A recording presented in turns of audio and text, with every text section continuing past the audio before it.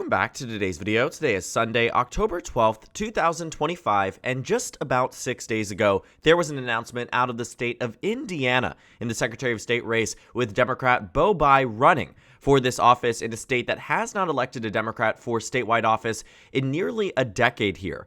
The Indiana Capital Chronicle broke the story in the early morning on October 6th, and since then we've seen a lot of coverage around this race in specific because it stands to be potentially an upset race for the Democrats in the 2026 midterms, as nobody on the Republican side on the national level is really paying attention to it. For a bit of context as to why this is even a story in the first place, the first thing that is a very big point of interest for Democrats in this race is that the incumbent Republican, right now Diego Morales, is scandal-plagued beyond all means. When you take a look at his track record and his history, even when he was running for office this first time around, it was not something that got as much, network television and coverage and mainstream media coverage, but it was something that was quite bad for the Republicans in Indiana, given that just an onslaught of scandals, ranging from his first time running for Congress in 2018 all the way to this run in 2022, he just couldn't catch a break.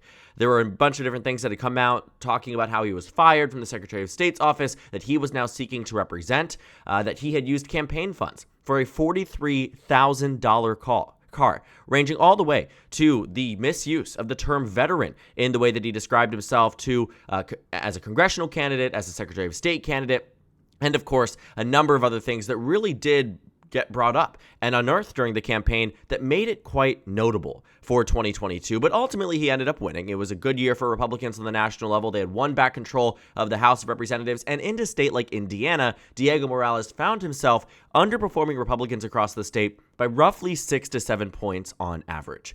So in 2026, Diego Morales has already declared that he wants to run for re-election, though his reputation has certainly taken a major hit. A lot of voters across the state have become more aware of some of the scandals that have come about, and since he has taken office as Secretary of State, the numbers haven't gotten better for him, and the scandals haven't either.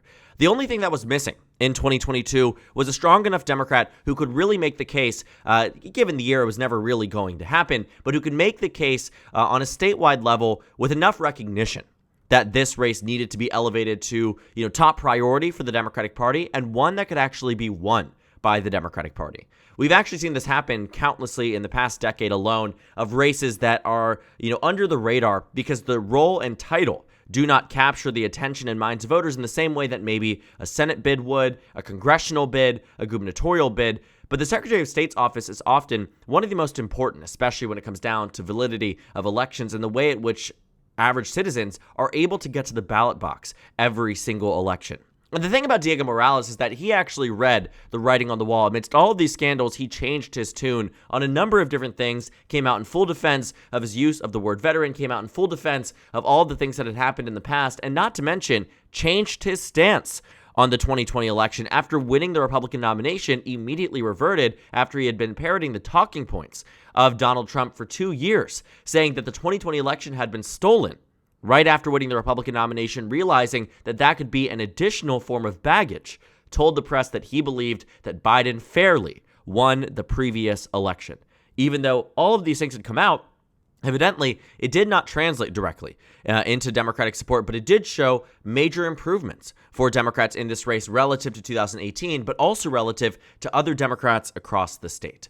Now, the other factor of this that I mentioned is that Democrats need a strong candidate. And in Bo Bai, it is very possible that they are getting just that. The name might ring a bell if you know Indiana politics, but to give you a bit of an overview, Bo Bai is the son of former senator and former governor of Indiana, Evan Bai, who actually was on the sweepstakes list for then Secretary Hillary Clinton in the 2008 election.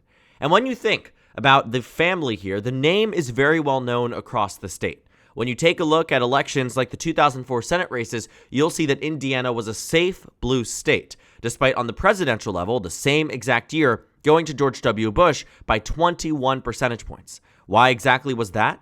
Well, Evan Bai was popular and continues to be popular. In 1998, he was able to win this race by a massive margin in a midterm year amidst all the scandals surrounding President Bill Clinton and the Democratic Party. This race was quite strong for the Democrats, 64% of the vote for Evan Bai, not to mention that, Evan Bayh, his father had held on to this exact Senate seat in the past. It is a family that has been involved in Indiana politics for generations and a name that voters absolutely recognize.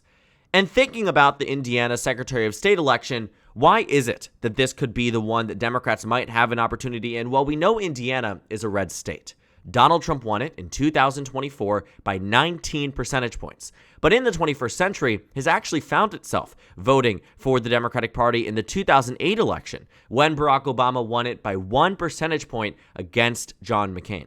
Now, I'm not here to argue that 2026 is going to be like 2008, when Obama was winning Michigan by 17 and Wisconsin by 14. I don't think that is what is ahead of us for 2026, but I do believe that if things have been done once, they can be done again. And when it comes down to this race in particular, I think unlike almost any other statewide race you would find in Indiana, unlike the governor election or the presidential election or any other Senate election, the Secretary of State election could be one where there is a very unique and present vulnerability with Diego Morales as the Republican. And also, on the Democratic side, a strong enough Democrat who can make the case, who has not universal name ID, but damn near that, given the family history in the state, and not to mention that Indiana has often found itself in statewide races. A great example is the governor's race. Mike Braun, who defeated Joe Donnelly in 2018, that's why you might recognize his name, went on to become a U.S. Senator from Indiana, in a Democratic midterm year, flipped a blue seat red. In 2024, despite Donald Trump winning the state by 19, he won it by 13. Why? Because this race became one where some Republican voters were inclined to vote for the Democrat because they did not want Mike Braun in the governor's mansion for a variety of different reasons. And while it eventually did end up with the race itself being one that Republicans ended up still winning by 13 points, it showed vulnerability. That under the right circumstances, the race could have been tremendously narrower. Under a 2020 election year, right, when Indiana was a state that in 2020 voted for Trump by 16 instead of 19, it would suggest that this governor's race would have narrowed down potentially to single digits. That in a year like 2012, when Obama lost Indiana by 10, that this race would have been potentially in the low single digits. That's the way that these races work. So in 2026, pending what the national environment looks like, it is actually possible that with the right money, with the right enthusiasm, with the right focus on this race, because Indiana, unfortunately for the Republicans, when you look at the 2026 midterms, you're not working with the Senate race in 26. Right? You're not working with a governor's race in 26. At most, you're working with other elections statewide, like you'll see in the Indiana State House, the State Senate, and of course the congressional races. But in terms of the ones that will actually be notable, the main one that will take center stage is the Indiana Secretary of State election.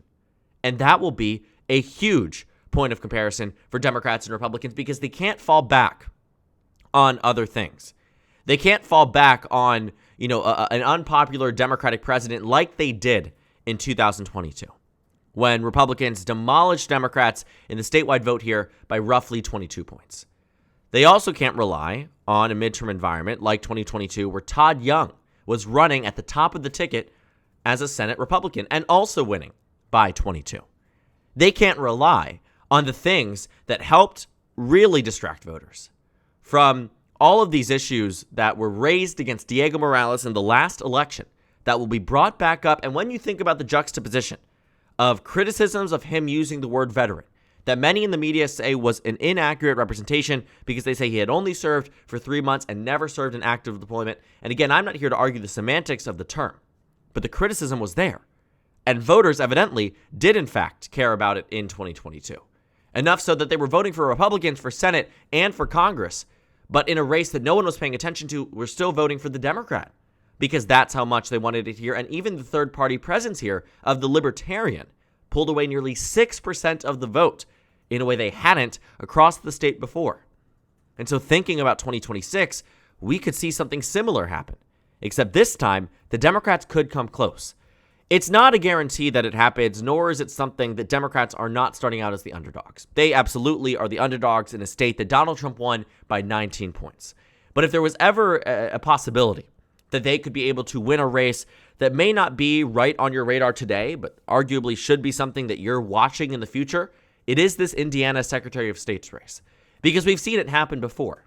Even on a more, nationalized level, not directly that because it's a gubernatorial election, but in 2018, Democrats nearly won in states like South Dakota, where Billy Sutton gave Kristi Noem a run for her money. She had served in Congress. She's obviously a name known now very unpopularly, but in South Dakota, she had been a little-known congresswoman who had served across the state, decided to run for governor, but she only won by 3.5 points. And a reason for that was because voters did not like Kristi Noem. They were not thrilled with her. And when she became the Republican nominee for governor, a lot of those Trump voters voted blue. In Kansas, a state that Donald Trump won in the last election by nearly 20 points, voted for Laura Kelly by 5 because Chris Kobach, as attorney general, he had won a statewide race, not attorney general, had been running in this race, but he was in this, in this race running. And if you look at the Republican primary, it's actually quite interesting because in the election, there was an expectation that the incumbent would win, but Chris Kobach ended up winning that race. He was Secretary of State, had won a statewide position before, went on to be Attorney General, is what I was, we're looping through the 22, era. But 2018 was so unpopular, had so many scandals raised against him. And you know what happened? He ended up losing to a Democrat in this race. Thinking about it, right? This is the way that these shock races end up happening. Republicans are unpopular, scandal-plagued at best, and a good Democrat decides to run in the race. And although Indiana is in fact a red state, I think there's a non-zero chance the Democrats end up winning the Secretary of State's race, and it will be a very fascinating race to watch. It may not be easy for the Democratic Party, but it's not something they should entirely discount because for the first time in a long time, this will be the only major statewide race in Indiana, and it will become center focus in this state, in the Hoosier state, for the 2026 midterms in a way that we have not seen in a while, and there's a perfect storm brewing for the Democratic Party. The only question is, does it sustain and does it maintain itself through November of 2026, when only time will tell. So thank you guys so much for watching this video. Make sure to comment down suggestions below. Subscribe on the left if you haven't already, and check out the Instagram and Twitter. At the bottom left of the screen, there's also a Discord server for you to go ahead and join. On the screen, there's a video for you to watch, then a playlist for my 2026 House of Representatives election videos. Again, thank you guys so much for watching, and I will see you all later today.